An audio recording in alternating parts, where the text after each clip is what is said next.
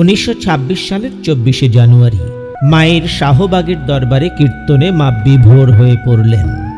মেয়েদের সিঁদুর দেবার কালে মাটিতে ঢলে পড়লেন, মাটিতে গড়াগড়ি দিলেন। দীর্ঘ কেশ বাঁধন খুলে ছড়িয়ে পড়ল। পায়ের বৃদ্ধাঙ্গুলির উপর খাড়া হয়ে দুহাত উপরে তোলেন এবং মাথাটি একেবারে পিছনের পিঠের সঙ্গে লাগিয়ে পলকহীন স্থির ঊর্ধ্ব দৃষ্টিতে তাকিয়ে রইলেন। তারপর একবার মার শরীর তালে তালে নৃত্য করতে করতে পড়ে গেল। গড়াগড়ি দিতে লাগলেন। অবগুণ্ঠন খসে গেল।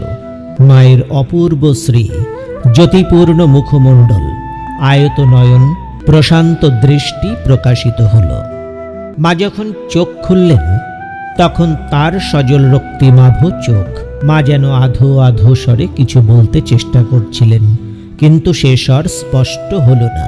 নেশার মতো ঢুলু ঢুলু ভাবে শরীরটা উঠে বসল, আর দুচোখ দিয়ে অশ্রুধারা বইতে লাগল। তার মধুর চাহনি, মুখশ্রী এবং গদগদ ভাব দেখে অনেকে বলেছিলেন, গ্রন্থাদিতে শ্রী শ্রী গৌরাঙ্গদেবের যে প্রকাশ ভাবাবেশের কথা পড়িয়াছি, তাহাই আজ শ্রী শ্রী মায়ের অঙ্গে প্রত্যক্ষ দেখিলাম।